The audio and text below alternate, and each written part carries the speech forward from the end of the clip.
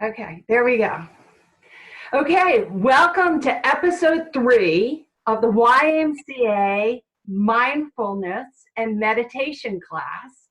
I'm so excited to have everyone here. As we all know, some of us, on Monday, what happened was, what I'm going to do is actually I'm going to put you in, there we go. So now I think hopefully, am I the big person on your camera? Okay, good. And then the last thing I want to do right before this is, let's see, and everyone is muted, I think, but me. So this is good. So you guys can hear me. Okay, we're going to have questions and answers at the end. I'm very excited that we're all here together. On Monday, we had a technical difficulty. And this is what happens. Glitches are happening, right? Things we don't expect are popping up all around us.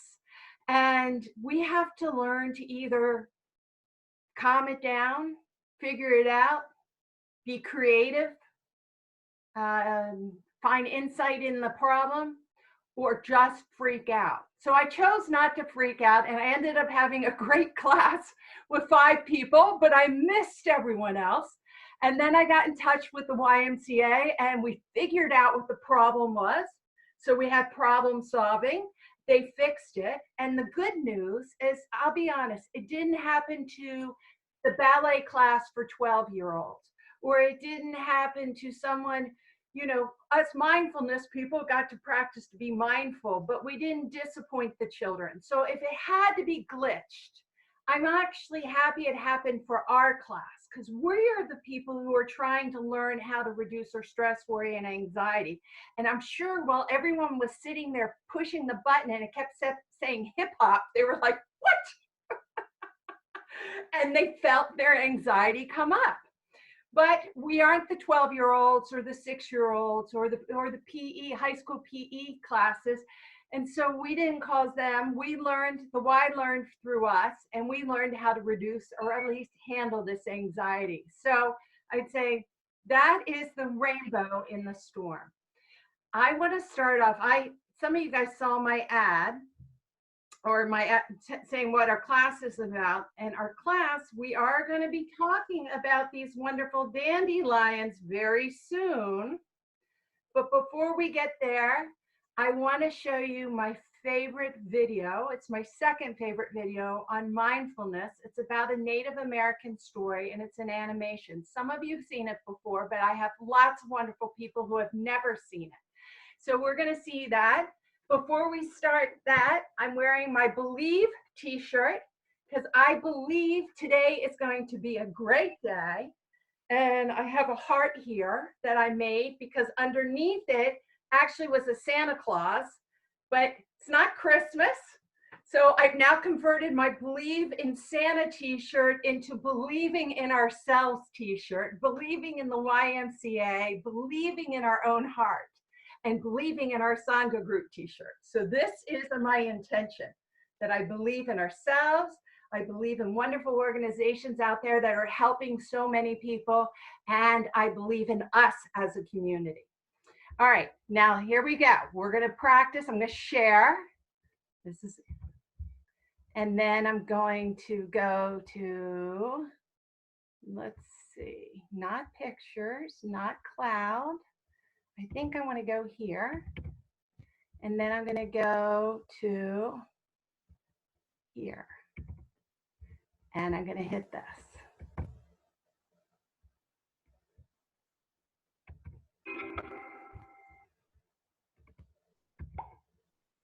There's a story, usually attributed to the Native American tradition, which illuminates different ways of paying attention.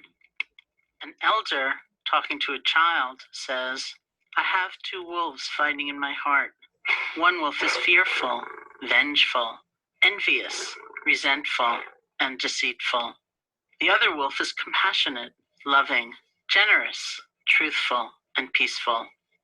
The child asks, "Which wolf will win the fight?" The elder responds, "The one I feed." That doesn't mean we try to deny or hurt or kill the angry wolf. If we did that, we'd end up in a long battle. all the while somehow making that wolf more powerful through our hostility and fear. Hating that wolf sucks the strength right out of us. Instead, we calmly pay attention to the angry wolf and let go of believing they have the answers.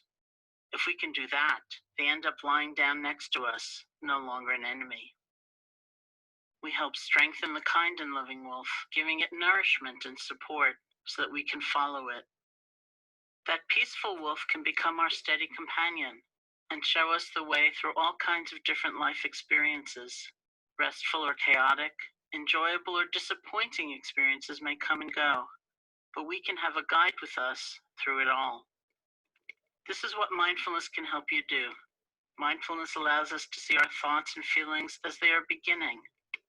It's very powerful to know what we're feeling as we're feeling it, know what we're thinking as we're thinking it.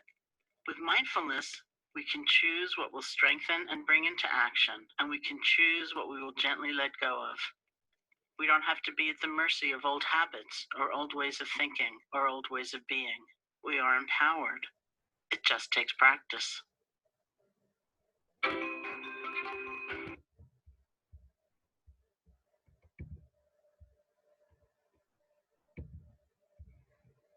Wasn't that wonderful? This is it.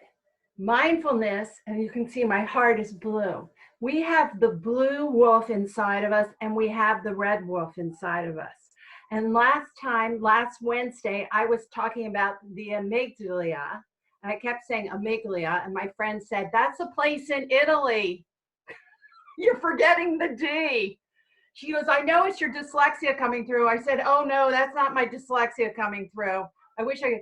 That's me slurring my words from growing up in Baltimore, because we say Baltimore and water, and you drop your D's and your T's. So I apologize to everyone that I say the word amygdala and drop the D sometimes. But everyone has this amygdala inside of us. That is a red wolf. That is a wolf that gets a lot of energy and remembers all the things we should be scared about and have fearful with. And it activates that fight, flight, and freeze inside of us to protect ourselves. The problem is that the red wolf gets activated, the fear gets activated, and when you feed a fear, what happens? It gets bigger and it grows bigger, and the amygdala actually grows. So last Wednesday in episode 2 of the YMCA Mindful Meditation Class, we saw the doctor of neuroscience talking about how when you are in fear and worry, your amygdala grows and your stress response gets bigger and greater. But through meditation and using other parts of the brain, with neuroscience, we can learn to relax that. That's what she was talking about, not feeding the red wolf. That's exactly. So we now saw it in science last week. Today we see it in a Native American tale telling the truth. If we feed our fears, that part of our brain gets bigger. But if the compassion, the loving side, that's really coming, your prefrontal cortex, where you're able to see other people's point of view, have compassion. Your blue wolf, when we feed that, that grows. So in this tale, he's talking about these wolves growing. But last week, what's so cool is we saw through science that those parts of the brain grow. What you feed grows. In other words, what you think about comes about, because that is the part of the brain that grows. Is that so powerful to know? So why are we here? Why are we as a community coming together? Because we all recognize that we have the red wolf. There is nothing wrong with it. We have these past experiences that we hold on to protect ourselves. There's nothing wrong with that. But mindfulness is recognizing when they happen and then deciding, are we going to feed them? Or is that where we need to be? Or are we going to make a different choice? And remember, we get to choose to feed the blue wolf, to feed our heart. So I am going to change your relationship with dandelions forever. You ready for this? And this is, I don't know if my dad's on this call, if he remembers this. But I grew up in Baltimore, Maryland, and having a nice yard was important. That was, you had to keep up with the Joneses. And part of not having a nice yard meant not having dandelions. Do you remember that, Dad? Dandelions were evil. That meant you were not a good gardener. You were not doing well. So we lived in this place called Rogers Forge, these little townhomes, and it had a little yard in the back. And I remember, I don't know if it's true, but this is my memory, so it's true for me, that when they grew up, Dad would curse the yard. Get those dandelions out of there, out of there.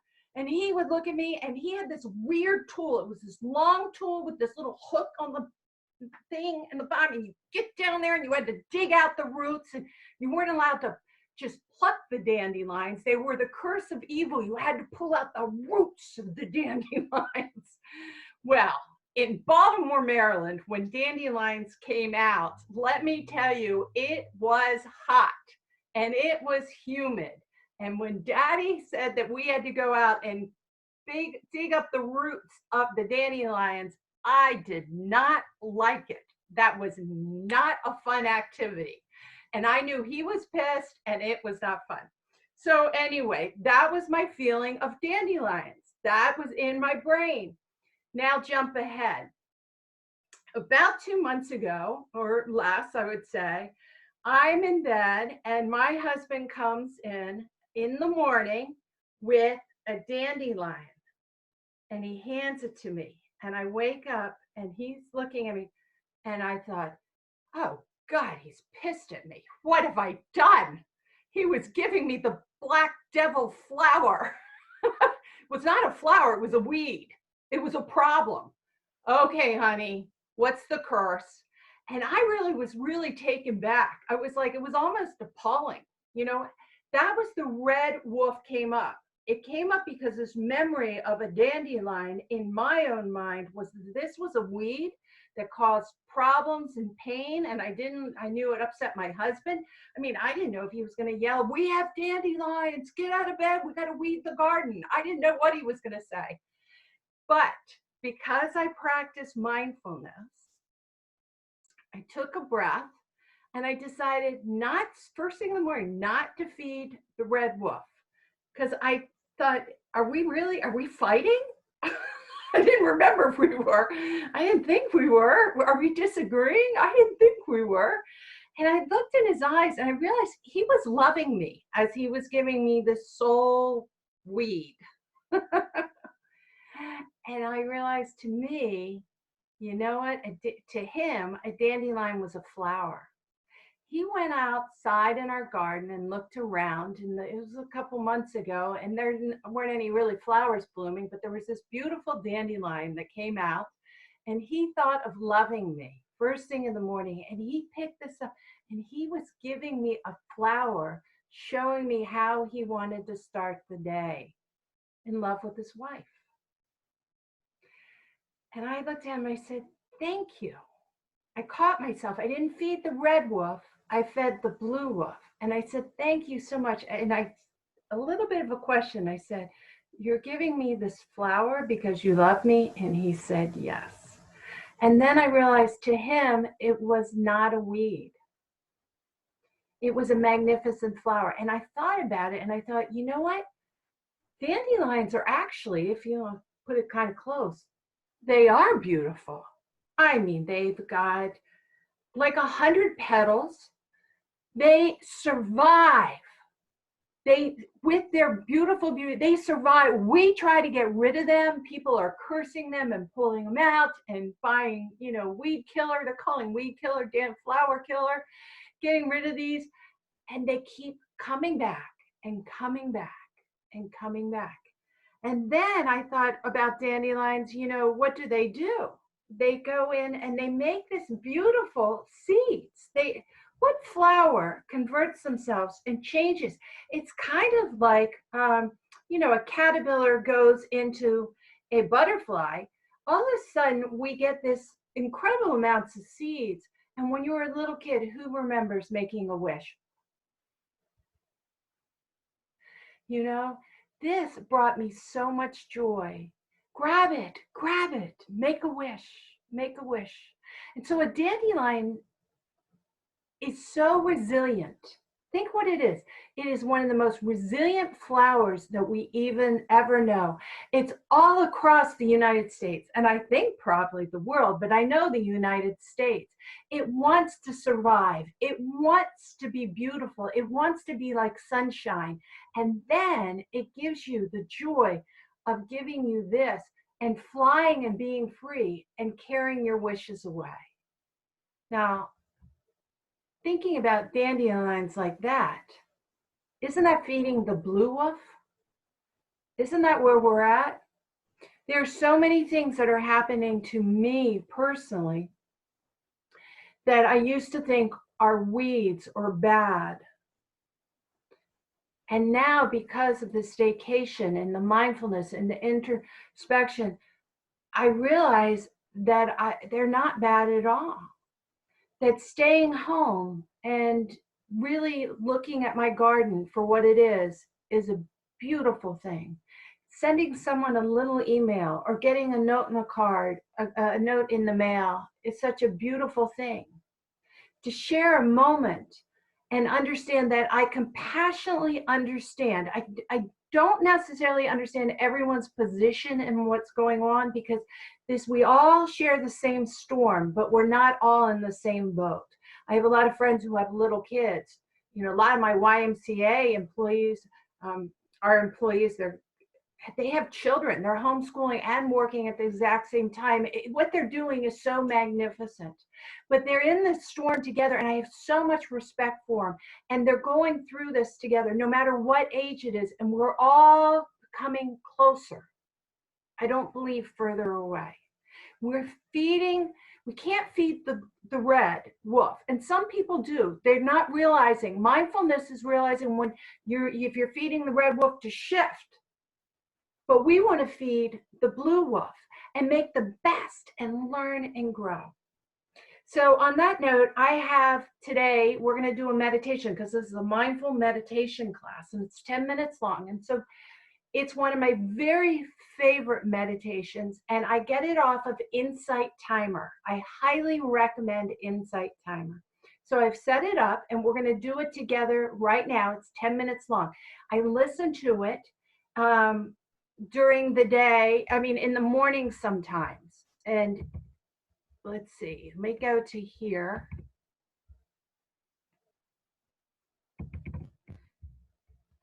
It's called Just for Today by Tom Evans.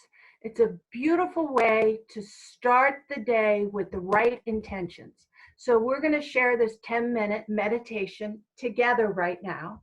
Then I'm going to come back to class with you all, and I'm going to answer some questions. I'll stay on a little bit longer and answer some more questions. And then I just also want, before we start the meditation, I want to show you one other thing, just so I don't forget. On Monday, we're going to go over, just so you know, it's called Pit Stop. So just so you know, and I'm going to post this on my Centered Moment Facebook page and my Stress Shifter Facebook page. But this pit stop is a way in which a lot of the medical nurses and doctors and interns are using to settle themselves in the hospital. And I'm going to teach you that technique, mindful technique, on Monday. So I just wanted to know. Centered Moment or Stress Shifter, both of them, I'll post it there. So, okay, back to our meditation. I just didn't want to forget what we're doing next Monday. Okay, so everyone get in a nice, comfortable position. Enjoy this 10 minutes, then I'll come back and I'm going to open it up and we'll have some questions for those who would like to stay on longer.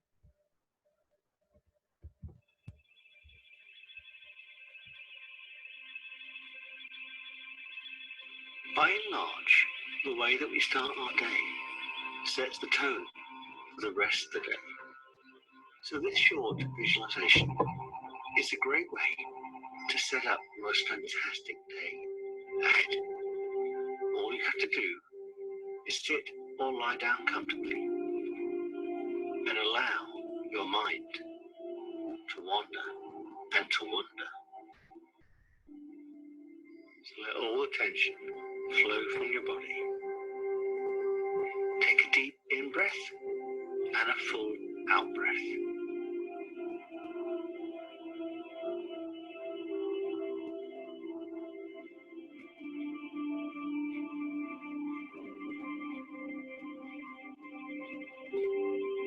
Just for today,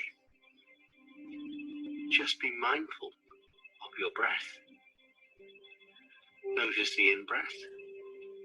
Notice the out-breath.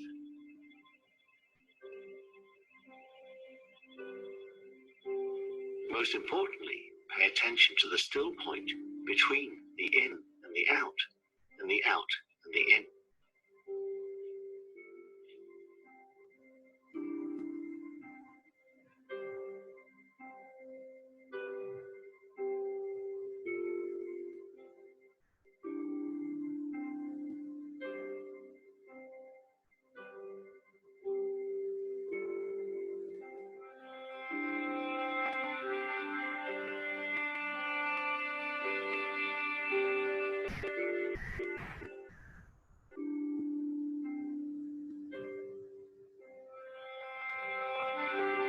Just for today, just be aware of your thoughts. As each thought comes in, ask it, who sent it, for what purpose? And ask yourself, what accent is speaking it? And who is doing the talking? And who is doing the listening?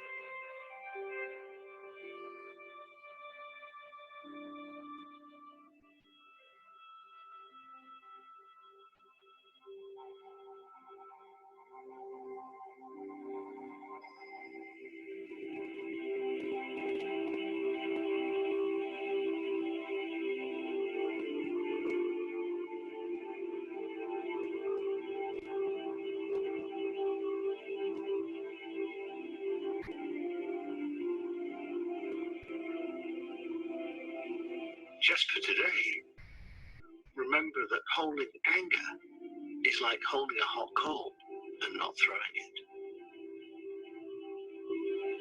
So if you have thoughts of revenge or being wronged, just imagine you're standing at the top of a cliff, looking out to sea, and throw that anger as far away as you can. Let it sail into the air and drop into the sea.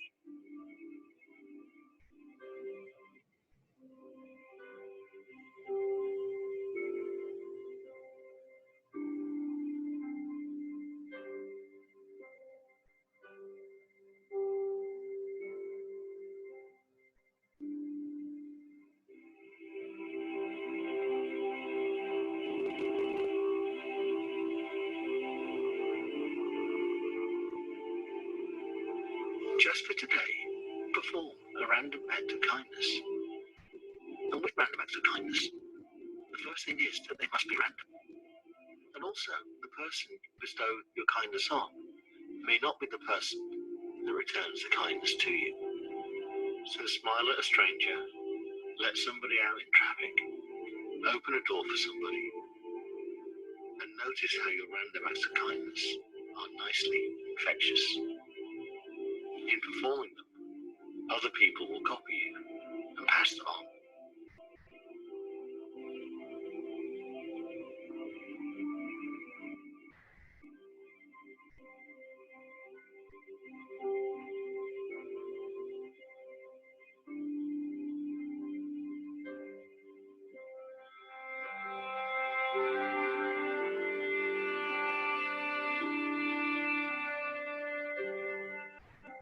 Just for today, be thankful.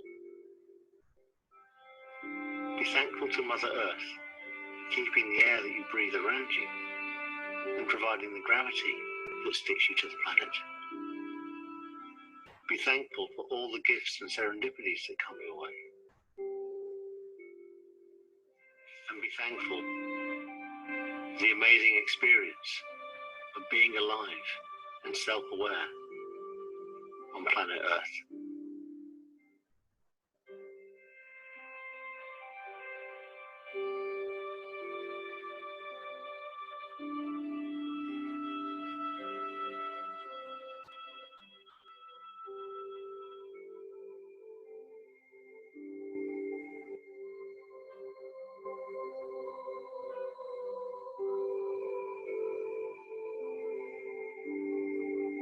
Just for today, increase your knowledge. Learn the meaning of a new word. Learn a new fact. Pick up a new skill. And with what you learn, take that newness out into the world and notice how in return that opens new doors and brings new opportunities your way.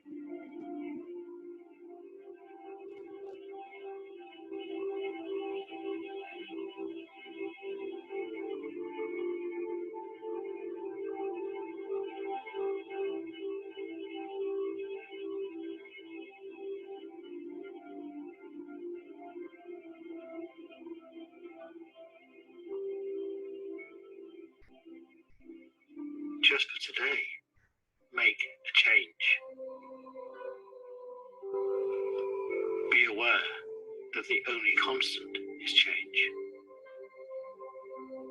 So do something new, go somewhere new, meet somebody new, think something new, and allow your world to change as a result.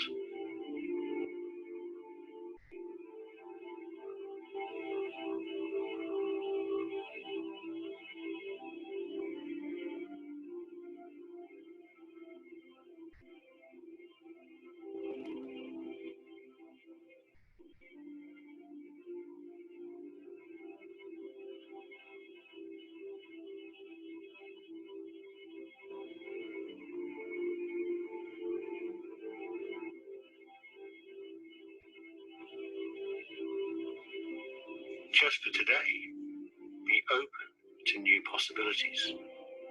As you go about your day, be mindful of your thoughts. Keep a quiet mind and notice the signs and serendipities.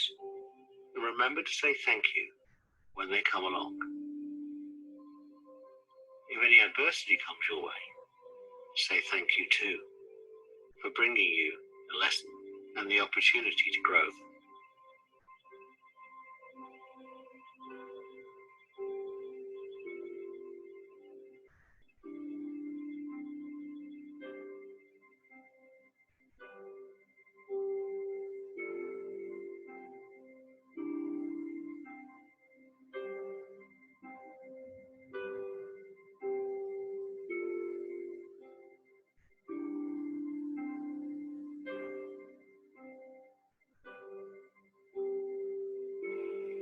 Just for today, remember to shine your light.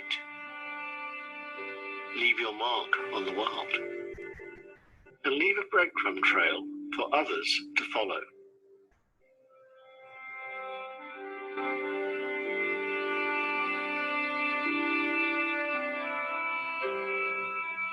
And now open your eyes slowly and be mindful, timeful, and kindful as you go about your day. And just for today, remember to feed the blue wolf. And when you see your red wolf rear up and grow energy, don't fight it. Allow it to sit calmly. We all have a red wolf. It is okay, but be kind to it. Settle it down, and then feed your blue wolf and follow that. Just for today, because the only day is today. Remember that the only day we have is today.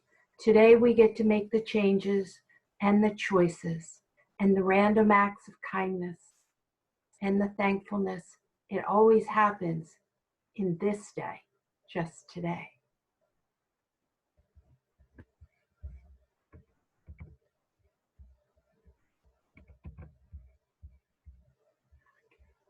Now, let's see. Now, I think hopefully you guys, can you unmute yourself if you have any questions? Let's see if you're able to. Yes. Yes, there you go. I want to thank you all. What a wonderful class. Did you like the meditation? Yeah, it was very good. Yeah, it's called Just for Today. and it's by Tom Evans, an insight timer, and you can listen to it every day. It's a wonderful meditation that reminds me of all the things I want to do. Be kind, compassionate, have gratitude. If I get angry, instead of squeeze onto the anger, hold it, and then let it go. So it's not that you don't deal with things that aren't bothering you, but you don't have to embrace them and have them grow and become more than they have to be. You can use more skills. I know Tori, like she stayed for the whole class. I did. I found a connection because I have a dandelion tattoo, and I know, I was like, oh my gosh, I love it. So Oh, wow. yes, I felt it was a lovely story. I have a story behind my dandelion tattoo, but yes, definitely connected. Not sharing. Do you want to share it? Yeah, so it's a tattoo with my best friend, who actually, she also worked for the YMCA. It was before I moved away for the first time to France to study abroad. And it was just a kind of way for us to say, these seeds travel all around and they plant new roots and they make a new home somewhere else, but we'll always be connected. Yep. Yes, thank you. And that's it. Just for today, we're the dandelions and we're the seeds. Mm-hmm. We're the sunshine, but because we're resilient and we grow no matter what. Here today, in a staycation, in a cancer scare, in a divorce, in a marriage, whatever it is, we're always growing and spreading our seeds. We're dandelions. We're not weeds. Does anyone else would like to say something? Does anyone have a question, or that they could realize that at some point they fed their blue wolf instead of their red wolf recently? Oh, Lori, tell me. Yeah, I realized that since I'm short on greens, that I can pick dandelions and cook them and eat them. Well, there you go. Who knew that I've also brought up the farming aspect? But that is the blue wolf. That is instead of saying I'm missing out on something, what do I have? And by the way, Lori, you live close to me. I'll be going out and buying you some greens. So we'll talk, and I'll get it in the store for you. You don't worry about it. We'll get you some greens.